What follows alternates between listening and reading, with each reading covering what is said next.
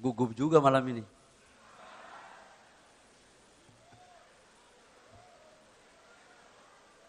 Bismillahirrahmanirrahim. Assalamualaikum warahmatullahi wabarakatuh. Shalom, Om Swastiastu, Namo Buddhaya, salam kebajikan. Yang sama-sama kita hormati, kita membanggakan, kita cintai Presiden Republik Indonesia Bapak Joko Widodo. Izin Bapak Presiden, tadi saya pangling ketika menyebut Bapak di depan. Saya pikir ada kader Golkar baru yang muncul. Ternyata Bapak Presiden, karena bajunya udah kuning.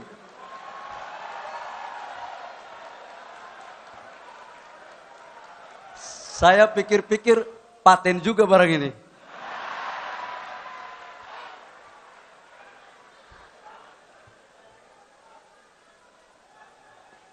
Cocok barang? Cukup di hati saja ya.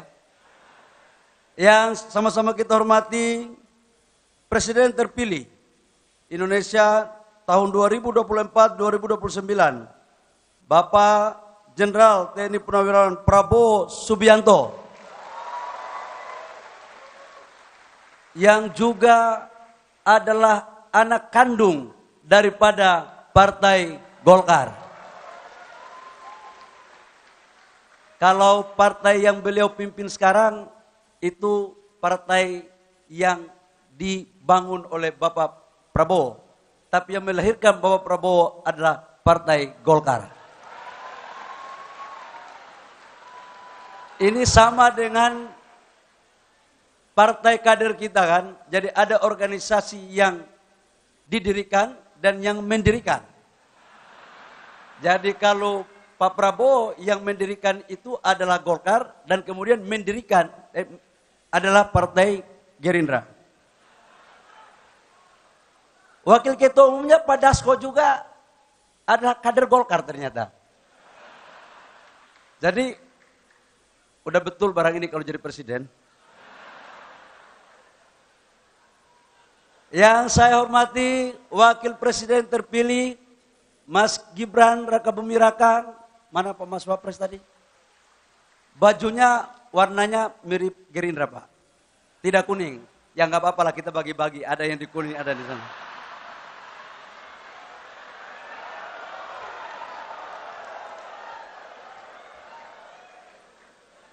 Nanti kita koalisi Mas Wapres. Yang saya hormati para Menteri Kabinet Indonesia Maju, PLT Ketua Umum Partai Golkar 2024, Bapak Agus Gumiwang Kartasasmita, yang saya hormati dan saya muliakan. Tanpa jabatan Bapak 10 hari menjadi PLT Ketua Umum, saya tidak bisa berdiri di sini sebagai Ketua Umum DPP Partai Golkar.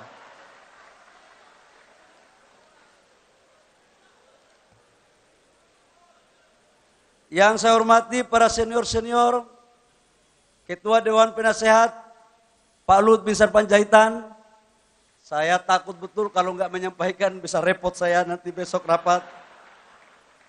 Ketua Dewan Pembina ada Pak Abu Rizal Bakri yang tanda tangan SK saya waktu jadi bendahara Golkar Provinsi Papua.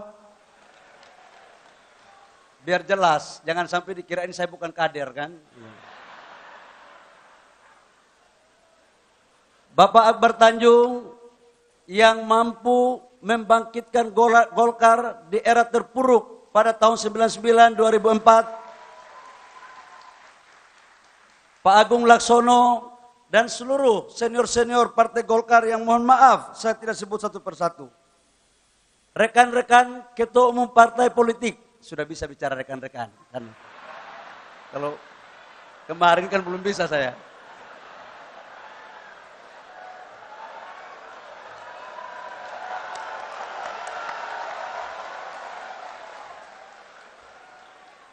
Terutama yang terkhusus Ketua Umum Partai Nasdem yang juga mantan Ketua Dewan Pembina DPP Partai Golkar, Bang Surya Paloh.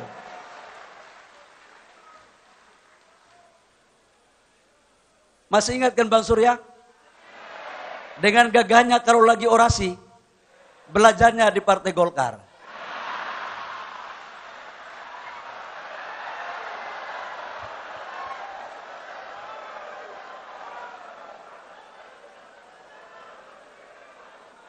Ketua Umum Partai PKB, Caimin, memang Pak, kalau orang-orang yang mohon maaf, yang tubuhnya hampir sama dengan saya itu Pak, akalnya cepat Pak. Jadi, Pak Muhaimin sama saya itu beda-beda tipis Pak. Cuman Pak Muhaimin lebih canggih daripada saya Pak.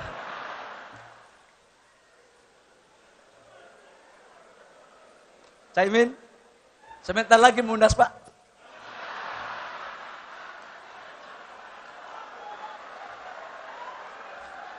Yang saya hormati Ketua Umum PAN, Bang Zulkifli Hasan. Ya, kita aplaus. Yang saya hormati Ketua Umum Partai Demokrat, Bapak Agus Harimurti Yudhoyono. Tum, tenang. Yang jadi ketua umum partai di bawah 50, di antaranya kita berdua. Tenang. Kita selesaikan secara adat barang ini. Ketua umum partai PKS dan partai apa lagi ya? PSI, P3, yang mohon maaf saya tersebut namanya daripada salah.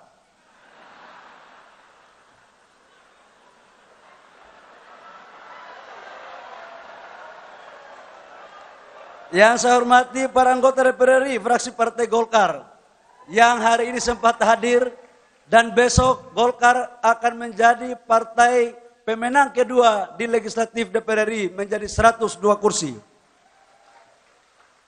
Saya dari lubuk hati yang paling dalam saya menyampaikan rasa hormat saya kepada Ketua Umum Golkar terdahulu, abang saya, senior saya, Pak Airlangga Hartarto. Kita berikan aplaus kepada Pak Airlangga.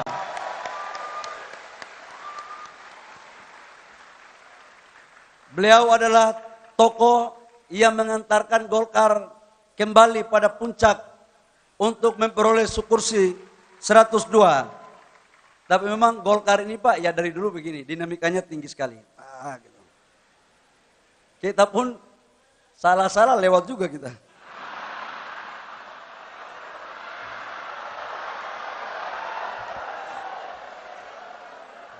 Ini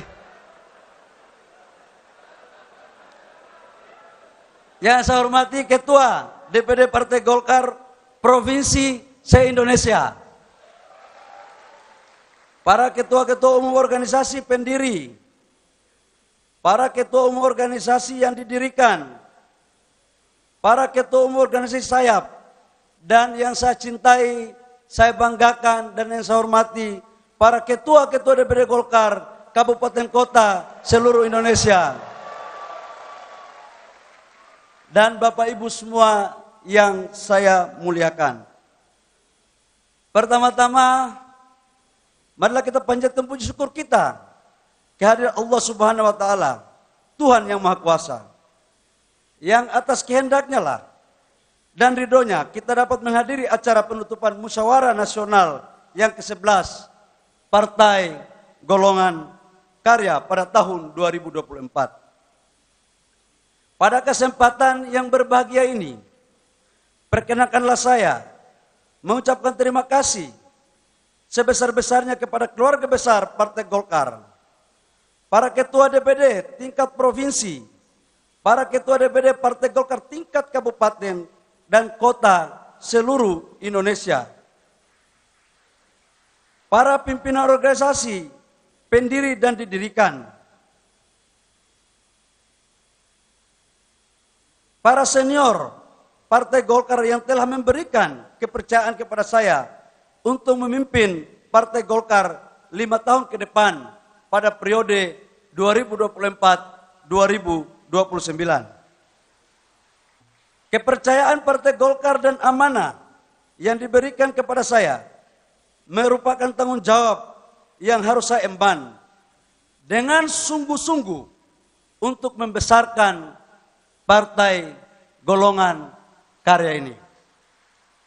Sungguh merupakan kehormatan yang luar biasa bagi saya. Seorang kader yang berasal dari pelosok timur Indonesia, nan jauh di sana, yaitu di Papua, dapat memimpin Partai Golkar, partai besar, dan selalu berada dalam kekuasaan dalam setiap era pemerintahan bangsa ini. Sejak Orde Baru, presiden berganti, tapi Golkar berkuasa terus. Ini seperti tes sostro, Pak. Kader partai siapapun pemenang, Golkar ikut mengambil bagian.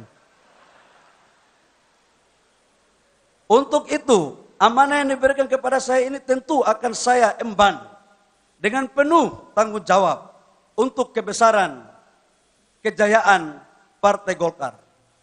Saya sebagai orang yang berorganisasi dan berangkat dari bawah, sangat memahami dan merasakan bagaimana seharusnya kita mengelola organisasi ini dengan baik. Yang tahu daerah provinsi hanyalah kader yang pernah berproses daripada provinsi. Yang tahu kebutuhan kader di DPD 2 hanyalah orang-orang kader yang pernah berproses di daerah. Dan dari semua ketua-ketua umum yang ada, Pak, rasanya belum pernah ada yang memulai dari DPD 2, Pak. Cuman saya dari DPD 1. Bapak Presiden dan hadirin yang kami hormati, Partai Golkar merupakan partai yang berideologi karya kekaryaan. Partai Golkar lahir untuk menghimpun berbagai kekuatan bangsa yang memiliki cita-cita untuk membawa kepada kemajuan bangsa dengan landasan ideologis kekaryaan ini. Partai Golkar merupakan instrumen politik yang diabdikan untuk mendukung perjuangan dalam mewujudkan kemakmuran, kesejahteraan rakyat di negara yang kita cintai ini. Habitatnya Partai Golkar merupakan partai yang selalu berada di dalam kekuasaan. Partai Golkar dalam perjalanan sejarahnya selalu mendorong agar pemerintah dapat berjalan dengan stabil dan efektif agar pembangunan terutama mendorong pertumbuhan ekonomi yang berkualitas dan merata dapat dirasakan seluruh lapisan masyarakat Indonesia. Partai Golkar merupakan partai yang modern. Sesuai apa yang dipidatokan oleh Bapak Presiden sering mengatakan bahwa ke depan Partai Golkar akan menjadi partai modern, terbuka dan inklusif. Sebagai partai yang inklusif tentu kita perlu terbuka untuk menerima berbagai masukan, pandangan dari kalangan manapun dengan syarat memiliki cita-cita yang sama membangun kemajuan bangsa. Oleh karena itu, izinkan saya untuk menyampaikan mulai hari ini kita harus menghilangkan sekat-sekat faksionalisme di tubuh Partai Golkar. Tidak ada lagi faksi A, faksi B, atau faksi C. Kita adalah Partai Golkar yang ada cuma satu faksi, yaitu faksi Partai Golongan Karya. Kita harus bersatu kembali di seluruh potensi dan kekuatan Partai Golkar demi membangun kembali sebagai partai yang solid dan mengakar dalam berbagai lapisan masyarakat. Banyak juga ini pidatonya. Izin Bapak Presiden terpilih, saya biasanya pidato tidak pakai teks, Pak, tapi daripada takut salah, bahaya. Bapak Presiden dan hadirin yang kami hormati,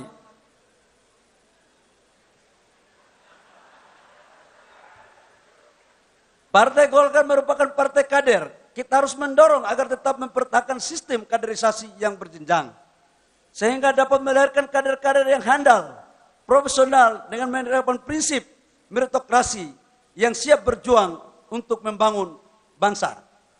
Partai Golkar harus memanfaatkan kemajuan teknologi informasi untuk mendorong pengelolaan organisasi yang modern, terutama membangun pusat data dan informasi sebagai big data. Pusat data dan informasi inilah yang digunakan untuk basis anggota kader, aset organisasi, data politik, ekonomi, dan dokumentasi tentang berbagai kebijakan aturan perundang-undangan. Kader Partai Golkar harus memiliki kreativitas dan inovasi berbasis data untuk membangun pencitraan yang positif di mata masyarakat. Terutama anak-anak muda, generasi milenial dan Gen Z yang merupakan segmentasi terbesar dalam pemilihan di negara kita. Izin saya mau sampaikan berdasarkan data, pemilu tahun 2029 usia 17 sampai 50 tahun itu 72%. 72%. Jadi ke depan pengurus DPP Golkar, saya izin kepada para senior dan seluruh kader, kita buat ramping saja. Tidak lebih dari 100 orang. Dan usianya di bawah 60 tahun 80%, di atas 60 tahun 20%. Supaya kita transformasi saja. Ya kalau tidak kita dorong begitu Pak, susah kita yang muda-muda ini muncul. Ini aja untung ada Munaslup Pak. Kalau tidak ada belum tentu kita jadi ketua umum.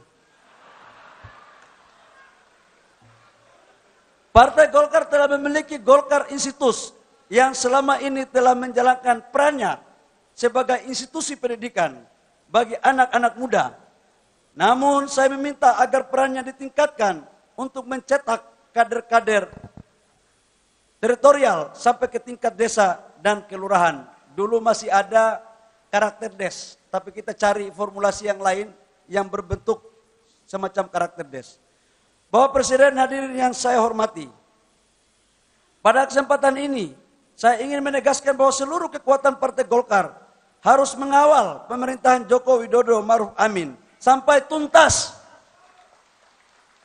Saya ulangi, Partai Golkar harus mengawal pemerintahan Joko Widodo Ma'ruf Amin sampai tuntas 20 Oktober 2024. Serta mengawal suksesnya pemerintahan Prabowo Gibran selama 5 tahun ke depan. Dan kalau bagus, kita lanjutkan lagi. Cocok? Setuju? Ini Pak Presiden Pak Prabowo ini anak kandung Partai Golkar. Jadi kalau sudah anak kandung, mau cari yang mana lagi?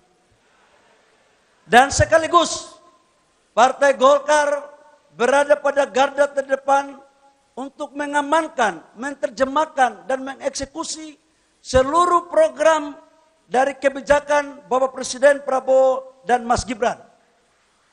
Sekaligus menjadi benteng pertahanan ketika menghalangi ancaman dari dalam maupun dari luar. Apalagi gerakan tambahan. Pak Presiden Pak Prabowo tenang. Golkar sudah ada barang ini. Pak Dasko, yang penting kita bisa bicara baik-baik saja.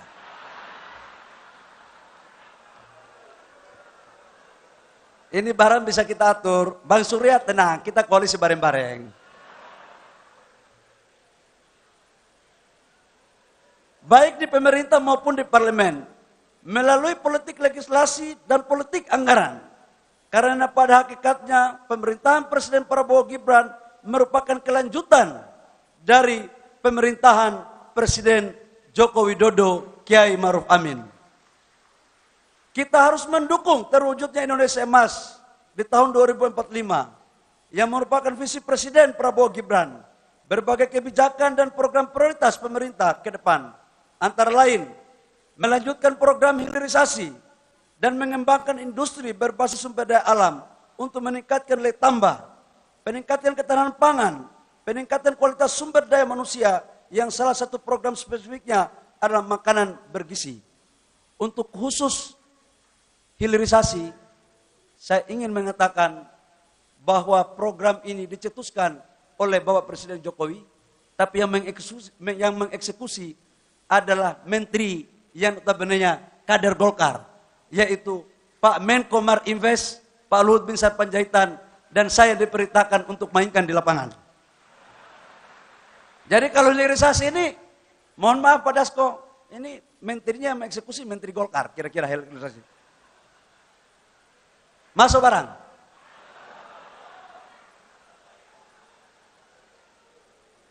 Oleh karena itu, saya meminta kepada seluruh kader Partai Golkar yang telah berjuang dalam Pilpres 2004 yang lalu, yang memenangkan Prabowo Gibran, Mari kita berjuang bersama untuk suksesnya pemerintahan Prabowo Gibran sampai selesai dan insya Allah bisa kita lanjutkan bersama-sama. Bapak Presiden dan hadirin yang kami hormati, di depan mata kita sebentar lagi akan menghadapi pemilihan kepala daerah. Di dalam Munas, karena kemarin sudah dalam berbagai diskusi, perdebatan panjang, kita memasang target. Dan setiap partai politik pasti mempunyai keinginan untuk bisa menang. Kami menargetkan dalam pilkada agar bisa menang minimal 60% dalam konsultasi tersebut. Saya minta kepada seluruh kader partai Golkar untuk bekerja keras memenangkan calon kepala daerah yang didukung partai Golkar. Saya akan menuntaskan surat rekomendasi pencalonan kepala daerah sesegera mungkin. Sehingga sebelum tanggal 27 Agustus 2024, kita dapat menyelesaikan B1 KWK yang siap didaftarkan ke KPU. Besok insya Allah kalau tidak ada halangan, SK dari Kemenkumham selesai. Dan langsung kita pengurus yang akan dibentuk, pengurus kecil, kita tidur di Selipi untuk kita selesaikan B1 KWK untuk yang mau calon-calon bupati, gubernur, wali kota kita berikan. Nanti ketua-ketua DPD 1 harus hadir untuk menyaksikan. Dari DPP hanya menyaksikan, tapi yang memberikan untuk DPD 2 itu nanti DPD 1. Supaya kita kembalikan dan kita perkuat marwah dan peran DPD 1.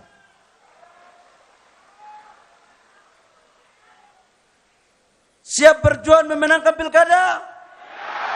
Siap berjuang memenangkan pilkada? Kalau sudah begitu terus mau takut apa? Pada kesempatan ini saya juga ingin menegaskan bahwa tujuan utama Partai Golkar adalah memenangkan kontestasi pemilu 2029 selama 5 tahun ke depan. Kita harus bekerja keras dan berpikir cerdas meraih kemenangan. Berbagai kerja-kerja menuju pemenangan itu harus kita rumuskan dari mulai sekarang. Kemenangan dalam pemilu 2024 yang lalu harus kita tingkatkan dalam pemilu 2029 nanti. Pak Erlangga adalah ketua umum yang hebat.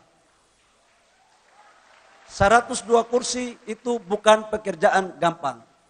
Kita canangkan, insya Allah kalau kita kompak, kita dibantu sama Bapak Presiden Jokowi, kita dibantu sama Bapak Presiden Pak Prabowo, dan seluruhnya, maka saya yakin ke depan kita akan meraih kursi lebih dari 102 yang ada sekarang ini. Oleh karena itu saya mengajak kepada seluruh kader Partai Golkar di seluruh pelosok Nusantara, mari kita tetap solid, kompak dan bersatu menuju kemenangan Partai Golkar tahun 2029. Tinggal setengah halaman. Bapak Presiden dan hadirin peserta Munas yang berbahagia.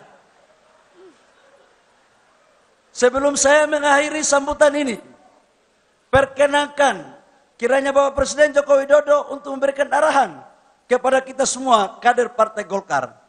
Izinkanlah saya mengucapkan terima kasih yang sedalam-dalamnya kepada Bapak Presiden Republik Indonesia, Bapak Joko Widodo, yang telah berkenan hadir dan selalu terlihat memakai baju kuning, bahwa Bapak merasa nyaman berteduh di bawah pohon beringin. Pak, kalau di tempat lain sudah tidak nyaman, di sini Pak. Kami akan naungi Pak. Kami juga mengucapkan terima kasih kepada Bapak Presiden Republik Indonesia terpilih, Bapak Jenderal TNI Purnawirawan Prabowo Subianto, yang telah berkenan hadir. Saya ingin menyampaikan, harusnya Bapak Presiden Prabowo masih di PNJ. Belum bisa hadir di acara penutupan. Tapi karena kecintaannya kepada Partai Golkar, beliau mendarat di Halim Perdana Kusuma, langsung menuju ke JCC untuk ketemu dengan keluarga besar.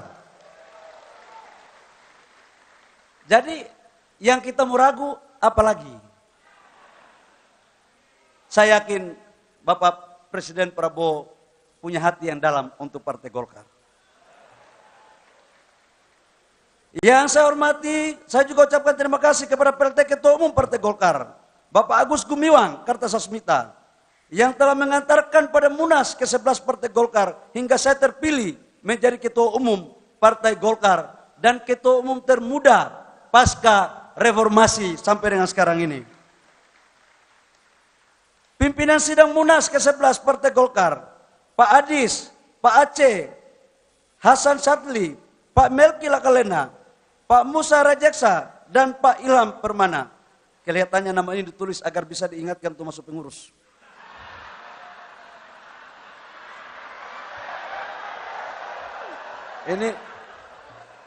Ini karena yang tulis ini SC, olahannya ternyata di poin yang kelima ini tadi Pak.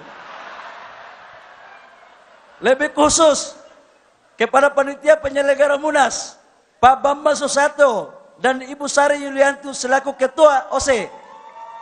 Ini juga kelihatannya sama Pak, agar masuk pengurus.